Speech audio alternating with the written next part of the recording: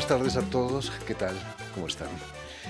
Como todos sabemos, los derechos de las mujeres no han sido obtenidos de la noche a la mañana.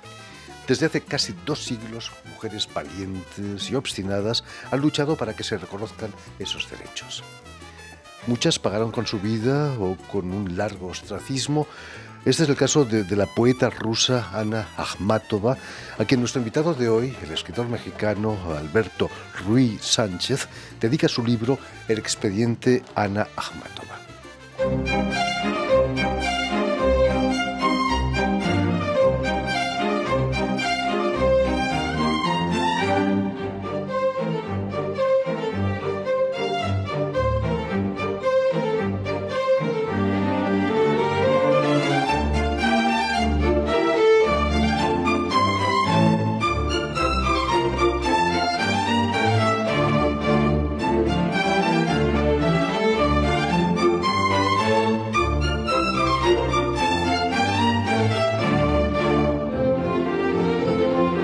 Buenas tardes, Alberto.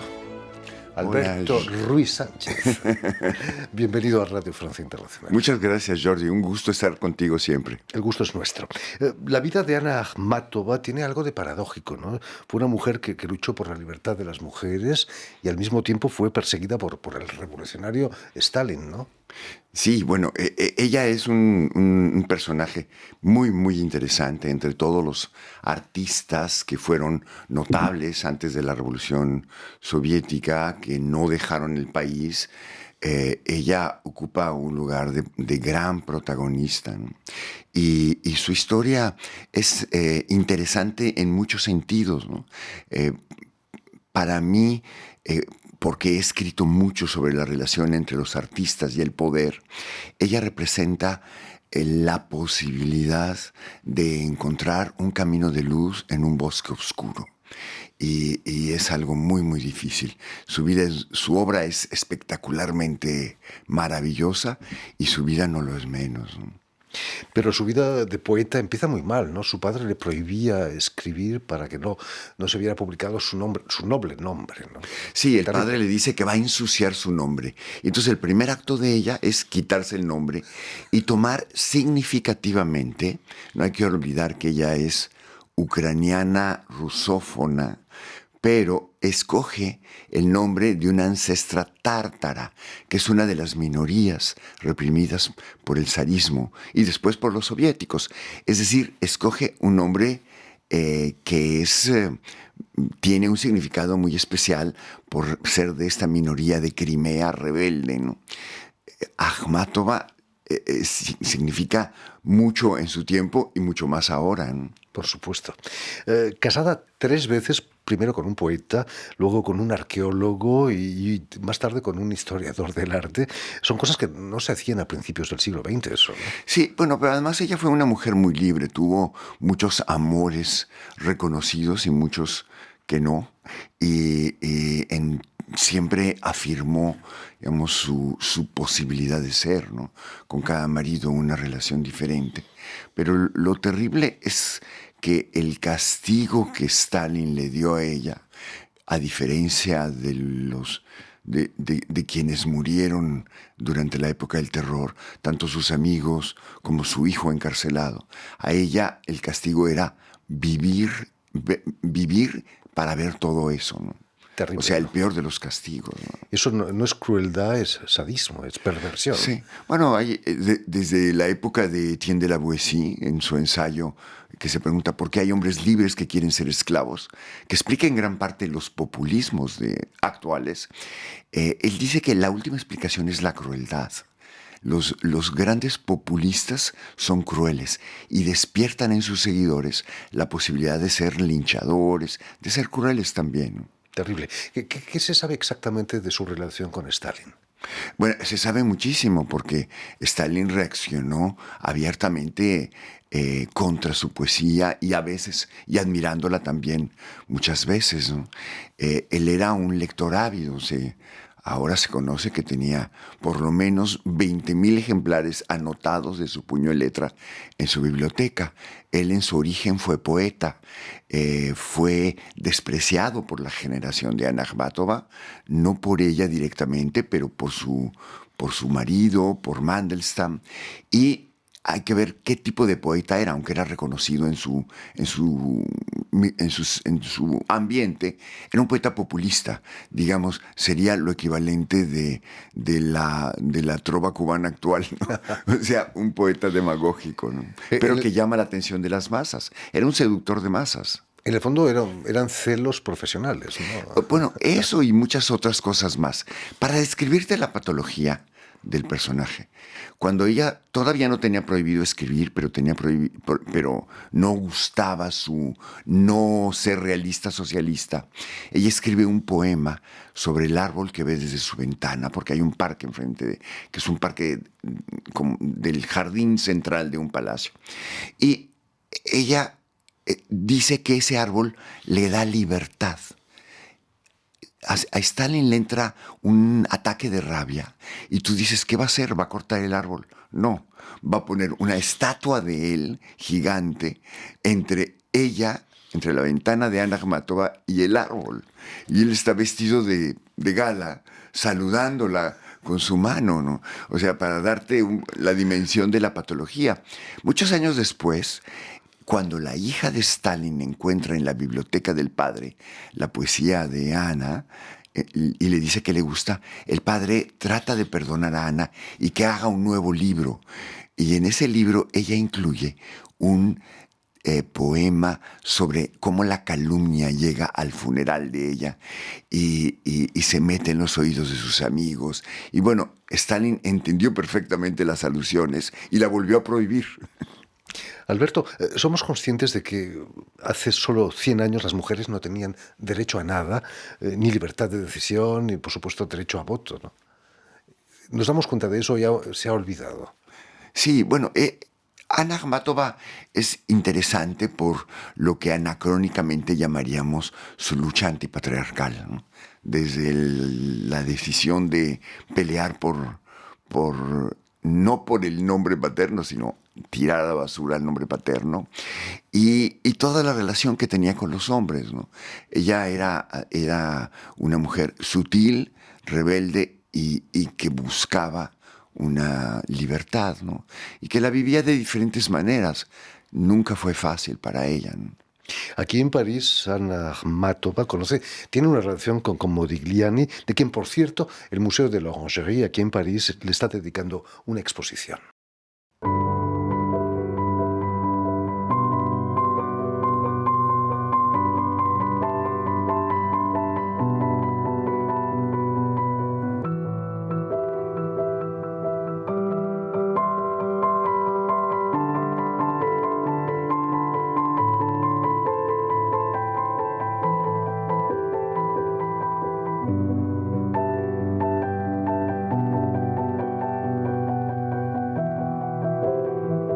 Alberto, has llegado a estos estudios directamente después de visitar la exposición, ¿no? Sí, ¿Qué te ha habría que parecido? verla. Bueno, me encantó.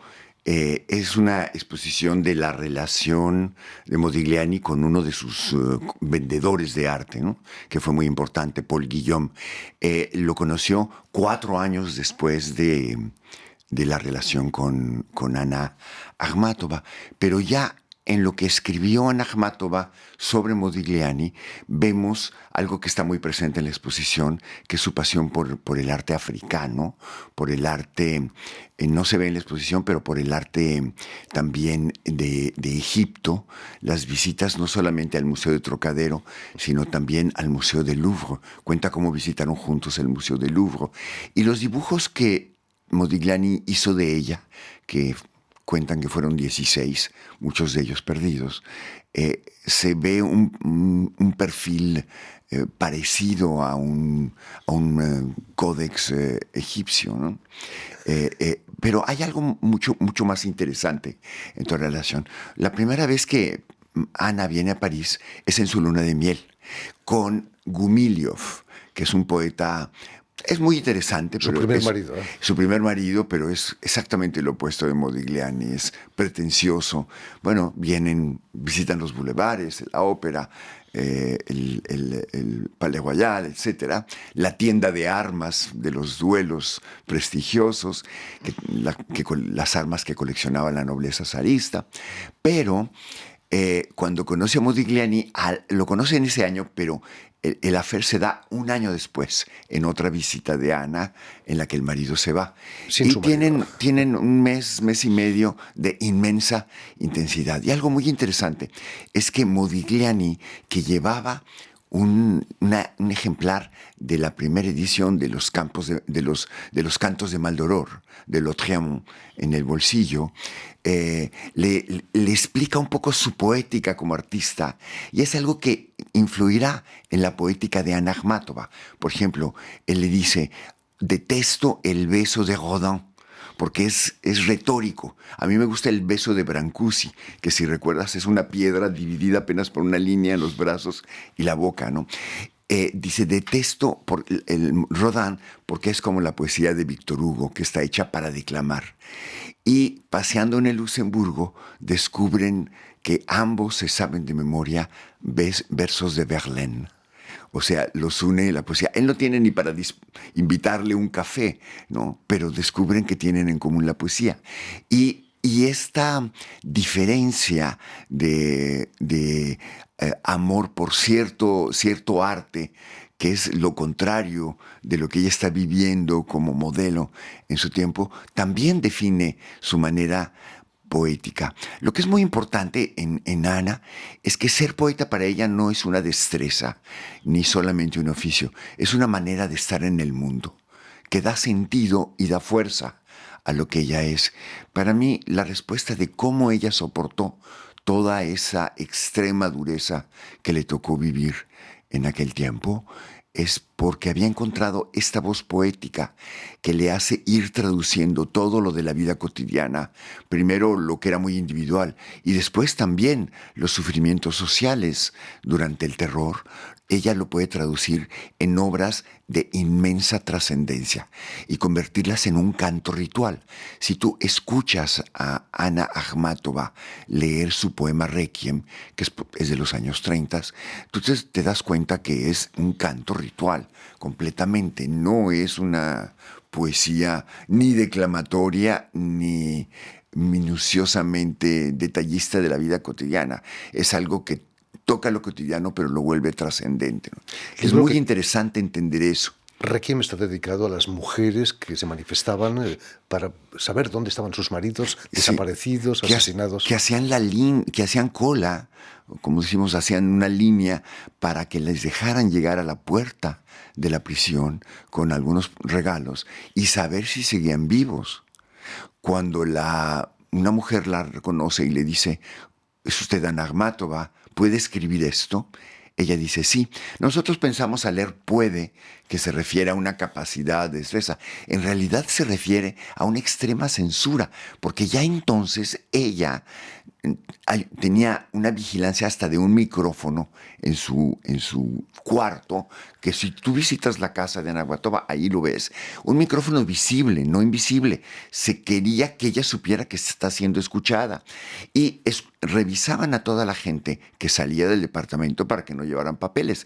Entonces ella a sus mejores amigos les escribía en un papel de cigarros 1, 2, 3 versos. Sus visitantes, mientras hablaban de cualquier cosa para el micrófono, memorizaban esos fragmentos de poemas y los reproducían afuera. Eso durante años creó el poema Requiem, que es un poema que, bueno, la gente que le gusta las clasificaciones de quién es importante y quién no, lo clasifican como una obra tan importante como Dostoyevsky o Gogol, ¿no? Es cierto que llegó a escribir poemas en una corteza de abedul de la talla de la palma de la mano. Sí. Si tú ves en todos los testimonios del Gulag, y algunos de esas hojas en corteza de abedul se conservan en la casa de Anna Akhmatova en San Petersburgo, es lo que hacía la gente que estaba en el Gulag cuando no tenía papel. Y la narradora de mi novela es una vigilante, una policía encargada de vigilarla, que al final traiciona a sus jefes y que va a dar al Gulag. Y ella escribe en estas hojas de abedul. En el primer libro que yo conocí sobre Anna Akhmatova, que era de la colección Poète d'aujourd'hui, de Edition Seger, hay fotografías de las hojas de abedul.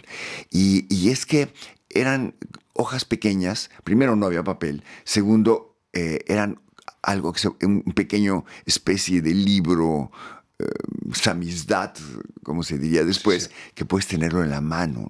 Claro. Entonces, hay un afán de brevedad que a mí me sirve en la novela, porque todas mis novelas están vinculadas a cierta materialidad, ¿no?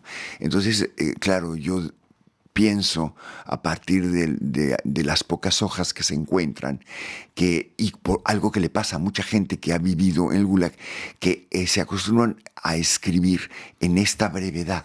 Entonces, cada uno de los capítulos de mi libro ocupa una sola página. Y no es un poema en prosa, ni tampoco un mini cuento. Es algo que concentra algo novelesco también. Entonces hay narración, hay el asombro de la poesía y hay reflexión, todo en micronovelas, ¿no? Entonces, la novela son 180 micronovelas que cuentan una historia. Y como una novela dentro de la novela está la relación con Modigliani. En una de esas micronovelas hablas del clima terrible durante el estalinismo que recibía a los directores de cine en su salón en Moscú para la proyección de sus películas antes. Es cierto que tenían una lavandera que lavaba la ropa sucia de servicio. ¿Por qué? Sí, bueno, eso está en las memorias de muchos artistas porque le gustaba aterrorizar a la gente. A veces jugaba con tener al director de la película en segunda, tercera línea y él 10 líneas atrás y hacer un pequeño gesto, toser o algo así, y los otros perdían el control de los esfínteres. Es un testimonio que se repite. En las memorias de Shostakovich ocupa todo un capítulo. Precisamente, es cierto que te has inspirado para escribir este libro en una película de Eisenstein.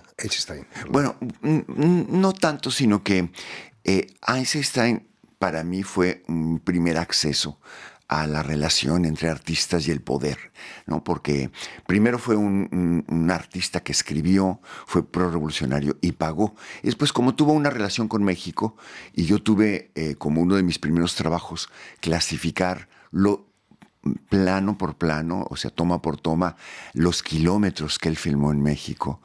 Me puse a estudiar desde ahí la relación, esto paradójica, como comenzabas diciendo, de los artistas con el poder. Los que están en contra del poder salen muy rápido o los asesinan muy rápido. Los que sufren largamente son los que están a favor del poder. Entre otros, el tercer marido de Anna Akhmatova, que era un historiador de arte completamente prosoviético, pero eso no bastaba para que no te matara, ¿no? Porque no basta con que no te manifiestes contra el régimen, tienes que ser favorecedor, o sea, como en los populismos actuales, tienes que elogiar al dictador, ¿no? Y el primer marido, Gumilyov, que te decía, es un personaje interesante, pero tremendo.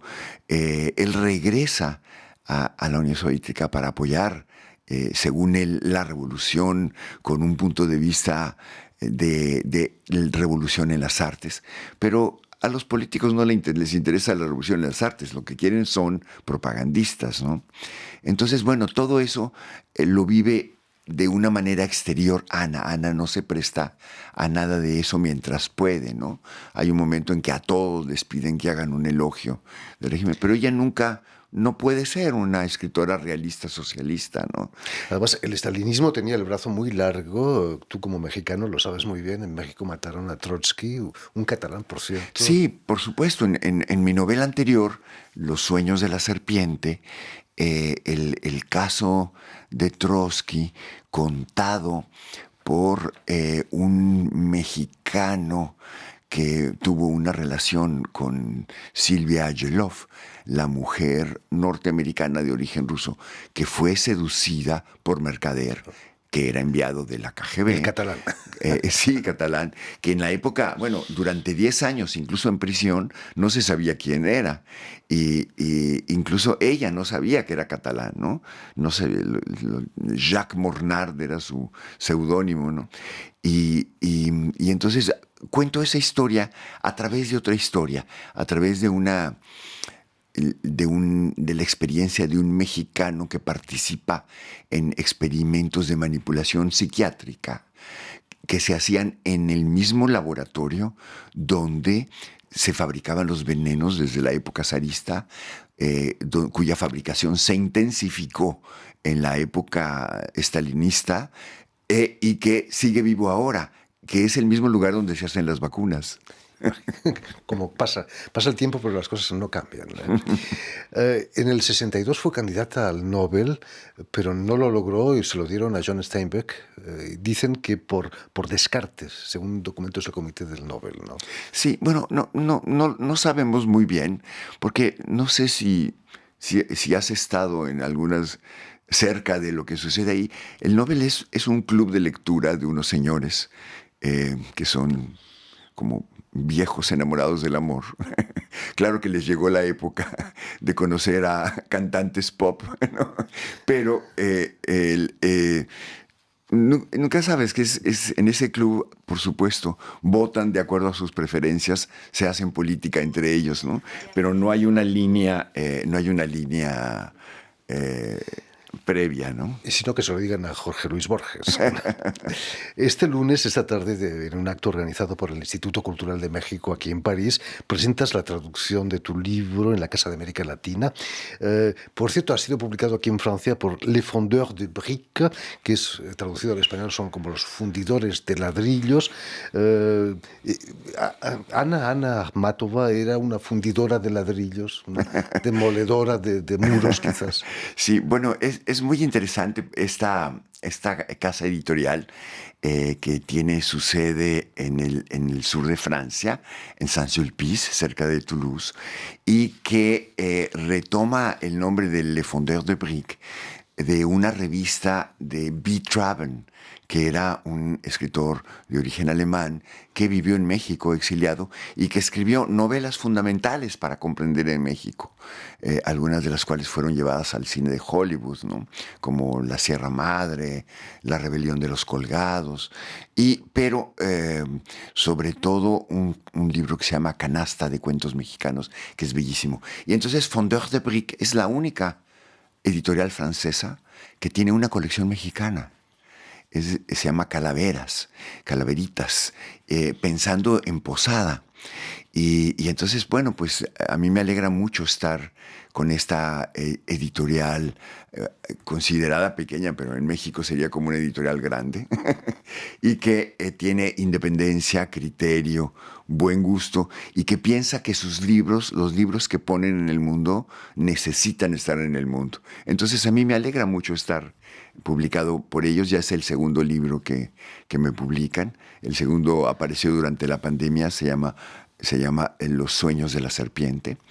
Y es de verdad una editorial muy, muy interesante. Ha tenido también un interés en españoles exiliados en México, sobre todo Max Ob, que tienen 8 libros de él. Es una editorial de veras, vale la pena conocer su fondo y conocer esa gran actividad que hacen. Hoy en la noche en la Maison de l'Amérique Latine, que colaboró también en el financiamiento de este libro, pagando la traducción, y en colaboración con el Instituto de México, pues se presenta el libro a las 7 de la noche, con Marianne Millon, que es la traductora, que a mí me alegra mucho porque mi escritura es una escritura, digamos, poco periodística, en el sentido de que busca la idea de composición. Y ella se preocupa por eso, ¿no? Fantástico trabajo el de la traductora. En fin, pues ya lo saben, tienen una cita esta tarde a las 7 en la Maison de l'Amérique Latine para la presentación de la traducción de El expediente Ana Akhmatova, de Alberto Ruiz Sánchez, publicada aquí en Francia por Le Fondeur de Brique y en español por Alfaguara, si no me equivoco. Exactamente. Muchísimas gracias, Alberto. Muchísimas gracias, Jordi, de verdad. Un feliz de estar contigo.